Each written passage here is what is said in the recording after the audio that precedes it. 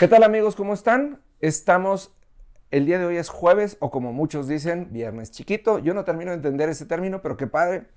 Y bueno, el día de hoy seguimos hablando sobre qué es lo que tenemos que hacer para que Dios termine de contestar nuestra oración y nos responda a eso que estamos pidiendo. Y estamos hablando de varias cosas. Número uno, Dios nos creó a su imagen y a su semejanza. Quiere decir, tenemos la capacidad de actuar como Dios actúa, pensar como Dios actúa y sobre todo ser espirituales porque Dios es espíritu. Número dos, estamos hablando de José. José le dieron una palabra y después de la palabra de gobierno que le dieron, pasó todo lo contrario.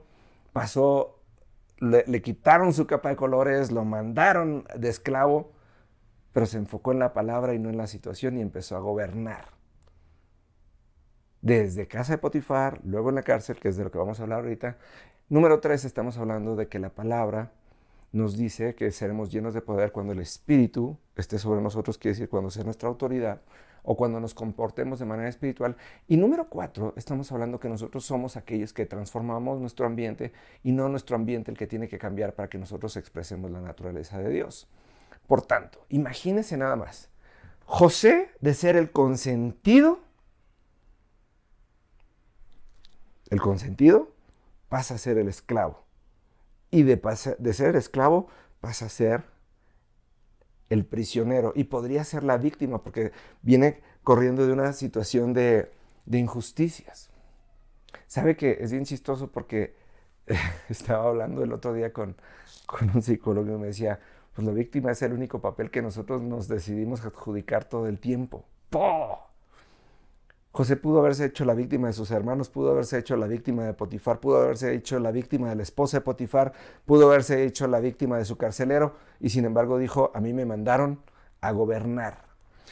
Y qué chistoso que lo manden a la cárcel, porque en la cárcel hay un montón de gente que cometió algo malo y está recibiendo el pecado por lo que cometió. Hay un montón de gente que cometió injusticia, que recibió injusticia, perdón, y que está por ahí. Y hay un montón de gente que vive en la cárcel porque cree que merece la cárcel, porque nunca ha conocido a Jesús, quien nos dice y que nos asegura que nuestros pecados ya fueron perdonados, ¿no? Ahora, José dice, ¿sabes qué? Yo tengo que transformar mi ambiente. Yo vengo aquí por algo que alguien dijo que hice y eso me pone en una condición de estar en la cárcel. Pero ¿sabes qué? Mi naturaleza es otra. Y yo voy a transformar mi ambiente. Y José empezó a gobernar tanto que él siendo un prisionero dentro de la cárcel, le entregaron las llaves de la cárcel y él administraba la cárcel. Era el segundo a bordo. Y tuvo todas las oportunidades de salirse, pero entendió, fíjese nada más lo que estamos hablando, entendió que el Espíritu de Dios lo tenía ahí y por eso no se salió hasta que fuera el tiempo. Porque él fue preparado para gobernar, no para salirse de la cárcel. Por eso dice, José entendió esto que le dijo Dios a Oseas. Dios le está hablando palabras de amor, lo está enamorando y ahora sí que lo está encariñando del propósito. Y si usted lee Génesis, y creo que es del capítulo 38 en adelante, la historia de José, se va a dar cuenta cómo el papel de José es imprescindible para el reino de Dios. Ahora bien, fíjese, dice Lucas 16 del 10 al... Me voy a ir hasta el 12. Dice, si son fieles en las cosas pequeñas, serán fieles en las cosas grandes. Pero si son deshonestos en las cosas pequeñas, no actuarán con honradez en las responsabilidades más grandes. Entonces, si no son confiables con las riquezas mundanas, ¿quién les confiará las verdaderas riquezas del cielo? Y si no son fieles con las cosas de otras personas, ¿por qué les deberían de confiar lo que es de ustedes? ¡Pah!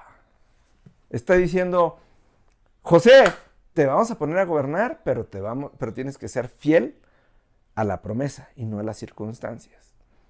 La palabra dice, el que es fiel en lo poco, sobre lo mucho será puesto. Esto está en la parábola de los talentos. Dios no nos va a bendecir con cosas que sean efímeras. Y las cosas que son efímeras no son de Dios, por lo general. No puedo decir que siempre, pero por lo general no lo son. Dios nos está diciendo, te voy a poner sobre lugares grandes. Pero el verdadero poder se va a desatar cuando tú seas gobernado por el Espíritu. Hechos 1:8. Serán llenos de poder cuando el Espíritu esté sobre ustedes, cuando el Espíritu sea autoridad sobre sus vidas. Entonces aquí está diciendo, José entendió que su papel era gobernar, no importaba en dónde, entonces empezó en lo pequeño. Pero fue fortalecido en la palabra, fue fortalecido en la intimidad, fue fortalecido en sabiduría, y fue creciendo, y fue creciendo, y fue creciendo, y llegó a la diestra, al lado derecho, a ser la mano derecha del faraón. Y esto tiene una similitud con el reino de los cielos, pero esto vamos a platicar mañana.